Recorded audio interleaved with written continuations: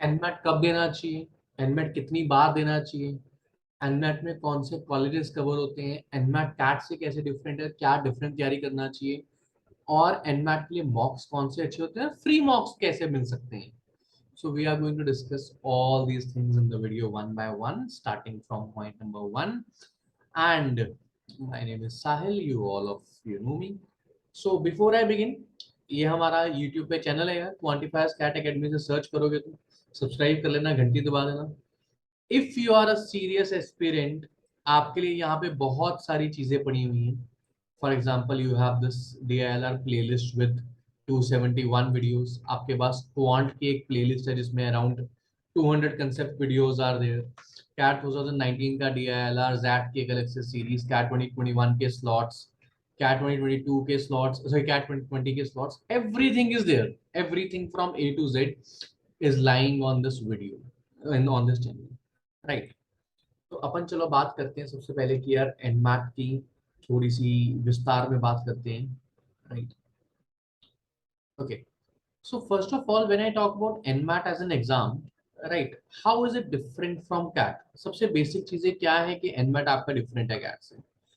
Difference सिर्फ इतना है कि NMAT is a speed based exam. Please remember this word. NMAT is a speed based exam. Right. अब क्या होता है, एनमैट आपका पेपर है 2 घंटे का. राइट. एनमेट आपका पेपर है 2 घंटे का. ये एनमेट की वेबसाइट है mba.com. राइट. 2 घंटे का पेपर है जिसमें से कि 28 मिनट के लिए इंग्लिश है, 52 मिनट्स के लिए मैथ है, 40 मिनट के लिए लॉजिकल रीजनिंग है. राइट. अब 36 क्वेश्चन तीनों सेक्शंस में से आएंगे आपके पास. अब अगर आप देखो तो लॉजिकल रीजनिंग के 36 क्वेश्चन के लिए 40 मिनट्स है आपके पास. तो इसमें क्या क्या क्वेश्चंस आते हैं लॉजिकल रीजनिंग में. आपके पास critical reasoning, analytical puzzle, deduction और अदर रीजनिंग, जैसे कि डाइस के क्वेश्चंस हो गए, जैसे कि ब्लड रिलेशनशिप के क्वेश्चन हो गए. ये सब क्वेश्चंस आपको मिल सकते हैं हमारे लॉजिकल रीजनिंग वाले पार्ट में.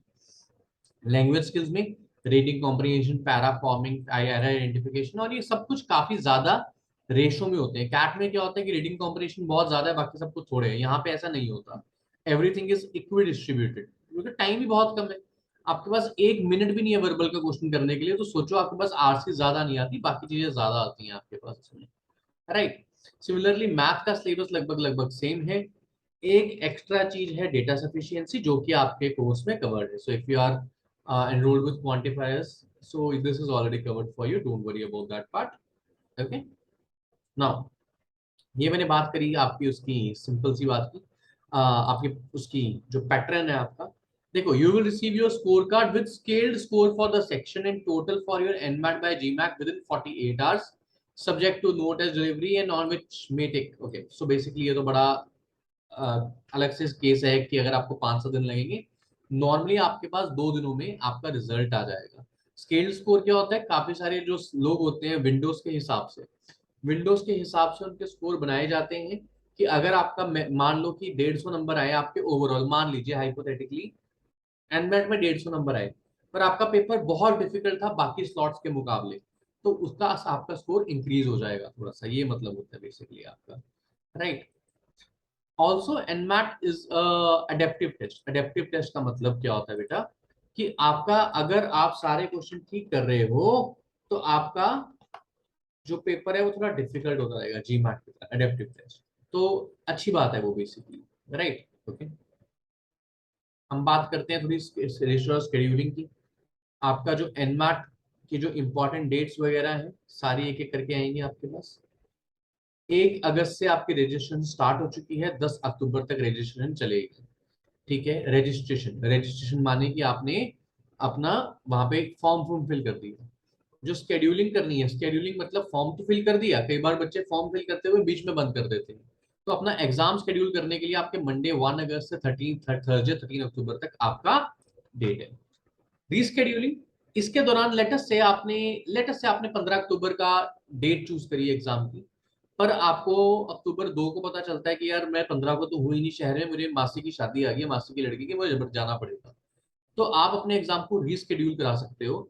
ठीक है. हालांकि रीस्केड्यूलिंग के चार्जेस होते हैं, वो मैं बता दूंगा आपको, बट आप रीस्केड्यूल करा सकते हैं. एग्जाम डिलीवरी माने कि आप अक्टूबर 10 से लेके दिसंबर 19 तक, ये 75 दिनों में आप अपना एग्जाम दे सकते हैं. और जो एग्जाम का रीटेक है वो 11 अक्टूबर से 16 दिसंबर के बीच बीच में शेड्यूल कर सकते हैं, ठीक है। और रीटेक की शेड्यूलिंग बेसिकली रीटेक का आपने फॉर्म भरा उसके बाद शेड्यूल कब कर सकते हो, इसके बीच में कर सकते हो। अब एक बात का ध्यान रखेंगे आप, जो one of the some of the major pointers जो बहुत से लोग गलतियां करते हैं वो ये करते हैं कि आप फॉर्म भर के रख देते हो, डेट चूज नहीं करते, लास्ट में सेंटर पे आपको डेट नहीं मिलती। ट्रस्ट में पिछली बार मैं चंडीगढ़ के कुछ ऐसे बच्चों को जानता हूँ, मतलब मैं चंडीगढ़ की बात कर रहा हूँ because we are from Chandigarh, right. जो चंडीगढ़ में पढ़ते हैं लेकिन उन्होंने जब एग्जाम दिया था तो वो दिल्ली गए थे या मध्य प्रदेश तक भी गए थे एग्जाम देने, बिकॉज आसपास स्लॉट ही नहीं बचे थे। तो अगर आपको क्लैरिटी है कि आपने एग्जाम कब देना है तो उसको बुक जल्दी करा लो, दोगे तो जब मर्जी दोगे वही ठीक है, ठीक है। अब एग्जाम की फीस कितनी है अपनी, 2800 प्लस टैक्सेस, राइट। सो लगभग लगभग 3000 रुपए। उसके बाद आपने एक बार अपना टेस्ट दे दिया, आप दोबारा देना चाहते हैं, आप अपनी परफॉर्मेंस से सेटिस्फाइड नहीं है तो दोबारा से 2800 प्लस टैक्सेस, राइट। अगर आप अपना एग्जाम रीस्केड्यूल करना चाहते हो, रीस्केड्यूल का मतलब क्या है आपके पास बेसिकली कि आपने अगर पेपर दे दिया, सॉरी अगर आपने पेपर की डेट सेलेक्ट कर ली एंड उस डेट को चेंज करना चाहते हो आप सिर्फ, तो 1200 रुपये प्लस टैक्सेस, तो भाई एनमेट आपके पैसे चूज लेगा, ठीक है, मैं बता दूंगा आपको। सो ये सब कुछ आपकी मेन डेट्स वगैरह है, ठीक है। आपका जो सेंटर्स हैं वो लगभग हर जगह पे सेंटर्स हैं आपके, जैसा कि आपको दिखाया है अल्फाबेटिकली। नॉर्थ में आगरा, जो आपके लिए Alwar, Allahabad, Bareilly, Chandigarh, Dehradun, basically all the major cities have the these centers, right? So don't worry about that part. You don't won't have to travel a lot for this, right? अब हमने बात करते हैं रजिस्टर रिस्केड्यूल, हमने सब कुछ कर लिया है, रजिस्ट्रेशन करोगे उसके बाद पेमेंट करोगे, सब कुछ होगा आपका, ठीक है। रीटेक्स, रीटेक्स के बारे में एक नॉर्मल सी चीज है कि अगर आपने एक बार एग्जाम दे दिया उसके बाद अगर आपको दोबारा एग्जाम देना तो कम से कम भी 15 दिनों का गैप होना चाहिए। यानी कि अगर मान लो 2 तारीख को आपने एग्जाम दिया है तो उसके बाद आप दोबारा एग्जाम 18 को दे सकते हो, 15 दिनों का गैप होना चाहिए, basically 15 days from the exam, okay. So this is done, ठीक है। ये हमने स्ट्रक्चर भी डिस्कस कर लिया इसका। हमने ये भी बात, अच्छा सबसे इंपॉर्टेंट बात, इस बार हमारे कुछ ऐसे कॉलेज है, केरियर सुमाया, नारसी मुझे तो चलो करते ही करता है, केरियर सुमाया भी आपका स्कोर अपडेट करेगा, कट ऑफ लगभग 225 जाती है, ठीक है। आईएसबी का एडवांस मैनेजमेंट प्रोग्राम भी इसका स्कोर एक्सेप्ट करेगा, एसपी आई एसपी जैन का जीएमपी और PGPMW, basically it is not a main main इनका जो प्रोग्राम है वो नहीं है, ठीक है। दूसरा एसडीए बकौनी, एक्सडीए बकौनी, सॉरी एक्सडीए जो बकौनी आपका कॉलेज है, सॉइल यूनिवर्सिटीज है, ICFAI, these are the other university. TAPMI, TAPMI एक अच्छा कॉलेज जो कि इनके सारे प्रोग्राम्स इस बार लेगा, कट ऑफ इसकी भी लगभग 220 एक जाने की उम्मीद होती है, 225 220, ऑलराइट, डन। अब अपन बात करते हैं इस बारे में, तो ये तो चलो होगी कहानी जो सारी यहाँ पे थी। अब इस बारे में बात करते हैं कि एनमैट कैट से डिफरेंट कैसे है। जैसे मैंने आपको बताया कि NMAT NMAT is a speed based exam, तो आपकी स्पीड बहुत तेज होनी चाहिए, आपकी कौन सी कैलकुलेशंस बहुत तेज होनी चाहिए, और जो इजी क्वेश्चंस होते हैं उन्हें ग्रिप करना आना चाहिए, ये मेन चीजें होती हैं। चलो अब ये तो मैंने कहानी बता दी, करें कैसे इसको। इसको करने के लिए आपको एनमैट की एक या दो टेस्ट सीरीज लेनी चाहिए, अगर आप नई टेस्ट सीरीज नहीं हुई तो लियो, अगर आपने करियर लॉन्चर, आईएमएस, इनमें से कोई टेस्ट सीरीज ली हुई है तो आपके पास ये बॉक्स पहले से अगर उसमें है तो कवर्ड है तो बढ़िया है, नहीं तो आपके पास टेस्ट फंडा, जो मैं सबसे ज्यादा रिकमेंड करता हूँ एनमैट के लिए, ऑलिव बोर्ड, ये सारी टेस्ट सीरीज आप ले सकते हैं, ये आपके लिए बहुत काम की टेस्ट सीरीज होगी, ठीक है, स्पेशली फॉर एनमैट, राइट। तो अब अगर आप मान लो एनमैट की सिर्फ प्रैक्टिस करना चाहते हो, ज्यादा पैसे नहीं खर्चना चाहते या खर्चने का मतलब जो भी है वट एवर रीजन, तो आप एसबीआई पीओ के फ्री मॉक्स दे सकते हो, अपने एसएससी एसबीआई पीओ के फ्री मॉक्स दे दो।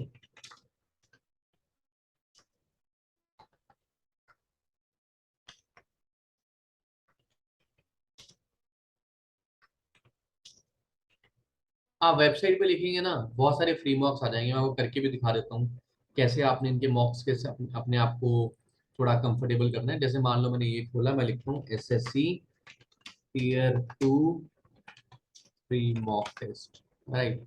अब आप देखोगे यार ऑली बोर्ड ने फ्री दे दिया, एग्जाम भी ने फ्री दे दिया, बायजूस ने दे दिया, टॉप रैंकर्स ने, टेस्ट बुक ने, उसके बाद एच रैंकर ने, पेंडुलम ने, सब्सक्राइब ने, एसएससी अड्डा ने। सो ये तो पहले पेज पे ही मुझे अगर आप देखो तो 9-10 मॉक मिल गए, ठीक है, उसके बाद अगले पे आप जाओगे तो test zone, prep, youth for work, PCY online, Unacademy, super mocks, basically हर हर आपके वेबसाइट पे लगभग लगभग एक आधा फ्री मॉक पड़ा है, तो आप इनको यहाँ से दोगे तो बहुत ज्यादा प्रैक्टिस हो जाएगी आपकी। कई कई वेबसाइट पे तो दो दो मॉक्स भी पड़े हुए हैं। ठीक है, अब अनदर इंपॉर्टेंट बात, अगर आप ये वीडियो यहाँ तक देख ही रहे हो तो चलो मतलब फिर आप सच में इंटरेस्टेड हो। आपकी डिस्क्रिप्शन में ना एक गूगल फॉर्म का लिंक है और कुछ फेसबुक का टेलीग्राम ग्रुप का लिंक है। तो अगर आप एक सीरियस एस्पिरेंट हो तो प्लीज आप वो ग्रुप्स वगैरह ज्वाइन कर लीजिए। और अगर आप चाहते हो कि आपको एग्जाम रिलेटेड सारी इंफॉर्मेशन आपके व्हाट्सएप में मिलती रहे, तो वो फॉर्म को आप भर दीजिएगा गूगल फॉर्म में, डिस्क्रिप्शन में ध्यान से देख लेना जरा आप। ठीक है, तो ये सब कुछ चीजें आपके पास हैं ऑलरेडी। ओके, अब मैंने बात कर ली कि आपको एग्जाम का फ्री मॉक्स कैसे मिलेंगे, मॉक्स कौन से लेंगे। अब एग्जाम देना कब चाहिए, नई मुद्दे की बात। See, if you are someone who is a repeater and you are considering NMAT is your backup और one of the targets, then आप पहला अक्टूबर में दे दो अटेम्प्ट, राइट। और उसके बाद ताकि आप आराम से उसको रीशेड्यूल वगैरह कर सको। अब एनमैट के लिए थोड़ी सी तैयारी डिफरेंट करनी होती है, क्लॉक्स कैलेंडर्स हो गए, रीजनिंग हो गई, ये सब चीजें नॉर्मली नहीं करते। तो अगर आप सब ये सब नहीं करते और आप इसको मतलब basically if you are a fresher also, तो भी आपको पहला अटेम्प्ट अक्टूबर के एंड में दे देना चाहिए। 23, 24 अक्टूबर, 25 अक्टूबर, तब तक कैट की प्रेपरेशन हो जाती है। 10 से 12 दिन लगाओ एनमैट की प्रेपरेशन पे और ये चीजें कर दो। ठीक है, और एनमैट की जो प्रेपरेशन के लिए थ्योरी की चीजें सिर्फ 10 एक दिन ही और करनी होती है, 10 दिन में आराम से कवर हो जाएगा आपका। और टेस्ट वगैरह दो, 5-7 मॉक दो एनमैट के, you will be good to go. तो एनमैट के जनरली मैं रिकमेंड करता हूँ कि यार अगर आपका मतलब बहुत ही कोई मेजर टारगेट नहीं है तो 2 अटेम्प्ट दे दो, if you do not have any financial constraint. अगर आप एनमैट को सिर्फ बैकअप के लिए रखना चाहते हो तो एक दो, पर अगर एनमैट आपका सीरियस टारगेट है तो 3 दो। तो ये आपकी हो गए number of attempts. So if you are taking it as an okay okay college, yes yes a considerable college, तो आपके पहले में रिजल्ट तो आ ही जाएंगे। 240 लगभग एक सेफ कट ऑफ होती है, राइट, जो पुराने ट्रेंड्स के हिसाब से है। इस बार क्या ट्रेंड रहता है हम देखेंगे मॉक्स में, ठीक है, और पेपर में। तो ये आपका चीज रहती है। तो आपको पहला अटेम्प्ट देना चाहिए अक्टूबर के एंड से में, जब आपको सी एग्जाम जब शुरू होगा 11 अक्टूबर को, आपको 15 दिन मिल जाएंगे देखने के लिए एग्जाम आ कैसा रहे। तो 25-26 को भर दो। उसके बाद जो भी रिजल्ट आता है आपका, अगर आप सेटिस्फाइड नहीं हो तो फिर एक दिसंबर में भरो, 15 दिसंबर, 16 दिसंबर, towards the end of the window, ताकि आपके पास जब कैट हो जाए, फिर आईएफटी हो जाए, तो फिर 10 दिन बचे आप इसको कर सको, और उसके बाद 15 दिन बाद जैट दे सको। तो this is what your strategy should be around the NMAT. So मैंने बहुत ही डिटेल में ये वीडियो बनाई है, ज्ञान अपना पूरा जितना था मेरे पास एनमैट के रिगार्डिंग दे दिया है। एनमैट आप 3 बार दे सकते हैं, तीनों बार आपको 3-3 हज़ार रुपए देने पड़ेंगे, कॉलेजेस अलग से भरने पड़ेंगे। तो एनमैट आपकी जेबें डीली करता है, सिंपल एज दैट, एनमैट आपकी जेबें डीली कर देते हैं। ठीक है, तो ध्यान से देना यार, बाकी सब पेपर भी भरने हैं आपने, बाकी सब फॉर्म भी देने हैं। मैं आपका दोस्त साहिल, बहुत बहुत शुक्रिया वीडियो देखने के लिए। इफ यू लाइक इट घंटी जरूर दबा देना। Thank you so much guys, have a great day.